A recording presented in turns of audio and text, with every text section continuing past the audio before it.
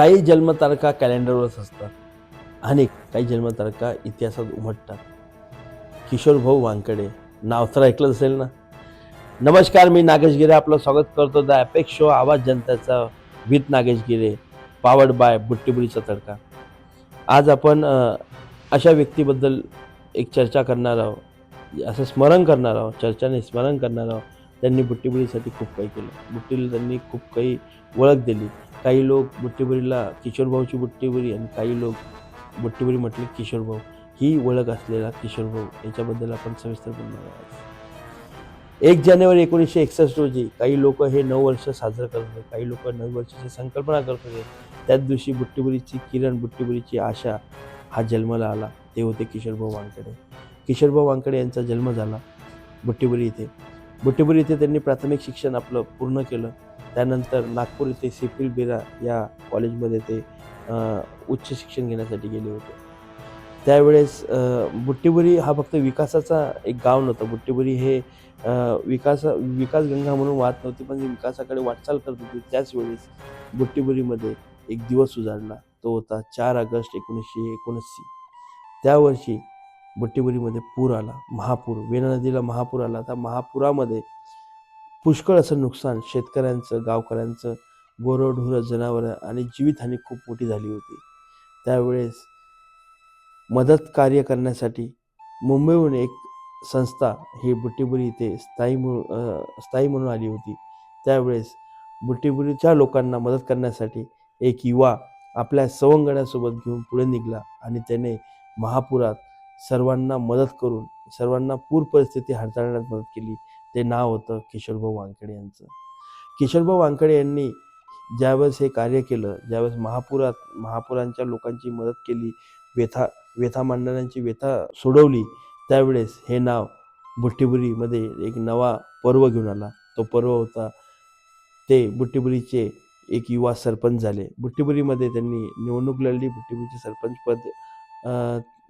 सरपंच पदावर ते प्रस्थापित झाले. सरपंच म्हटलं तर हे पद नव्हे, तर ही गावाची ढाल आहे, हे त्यांचे वाक्य होतं.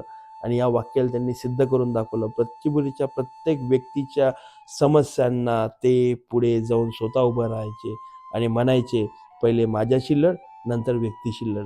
हे अशी ओळख ठेवणारे किशोरभाऊ वानकडे यांनी आपला राजकीय प्रवास बी त्यांचा सुरळीत चालत होता. राजकारणाकडे ते म्हणजे घराणेशाही म्हणून नाही आले. राजकारणाकडे ते एक आपली व्यवस्था, एक गावाचा विकास कसा होईल, युवांचा विकास कसा होईल, बेरोजगारी कसे हटेल, कारण की बेरोजगारीची एक समस्या त्यांनी बघितली होती. त्यांनी स्वतः शिक्षण घेतल्यानंतर ते जॉबसाठी गेले. त्या ठिकाणी जॉब नाही लागला, त्यामुळे ते वापस आले. निराश न होता त्यांनी राजकारणाचा पर्याय निवडला, कारण की त्यांनी ऑलरेडी आपल्या शिक्षणाच्या मधामध्ये त्यांनी बुट्टीबुडीला आधारस्तंभ म्हणून स्वतः मदत करत केली होती. हाच कारवा त्यांचा, हाच जो स्वभाव आहे, हा स्वभाव, ही आशयाची किरण ही पुढे वाढत गेली आणि किशोरभाऊ वानकडे हे पुढे जिल्हा परिषदसाठी उभे राहिले. जिल्हा परिषदमध्ये सर्वाधिक मतं, नागपूर जिल्ह्यातील सर्वाधिक मतं घेऊन येणारा एकच युवा होता, तो होता किशोरभाऊ वानकडे. किशोरभाऊ वानकडे यांची सर्वाधिक ऐतिहासिक जी विजयाची जीत आहे, त्याचा जल्लोष, त्याची गूंज, त्याची आवाज हे सीधा मुंबईला जाऊन थेट पोहोचलं. आणि मुंबईमध्ये त्यावेळेस शिवसेनेचे मुख्यमंत्री मनोहर जोशी हे मुख्यमंत्री होते. त्यांना या युवाचा विजयाचा जल्लोष, विजयाची जीत बघितल्यावर त्यांना राहवलं नाही. ते स्वतः नागपूरला आले आणि त्यांनी त्यांच्या हाताने मनोहर जोशी, महाराष्ट्राचे मुख्यमंत्री, शिवसेनेचे ढाण्या वाघ यांनी त्यांचा जाहीर सत्कार केला आणि किशोरभाऊ वानकडे यांच्या नावाला एक नवी पतंग बांधल्या गेली आणि किशोरभाऊ वानकडे यांचं नाव मोठं होत गेलं. पण किशोरभाऊ वानकडे यांनी आपलं नाव मोठं होऊ दिलं, आपले कार्य मोठे होऊ दिले, पण स्वतः सामान्य माणसाच्या मनाशी जुळलेले नेहमी राहिले. त्यानंतर किशोरभाऊ वानकडे हे प्रत्येकाच्या क्षणोक्षणी, कोणाच्या दुःखात सुखात, रात्री बेरात्री, काही वेळ असो, किशोरभाऊ वानकडे त्या ठिकाणी हजर राहिले. हा कारवा पुढे चालत राहिला. किशोरभाऊ वानकडे शिक्षण, क्रीडा या सांस्कृतिक या क्षेत्रात सातत्याने काम करत राहिले आणि आपल्या कामातून आपल्या समाजाचा उद्धार करायचा आहे, आपल्या गावाचा विकास करायचा आहे, हे मान जिद्द ठेवत पुढे कार्य करत गेले.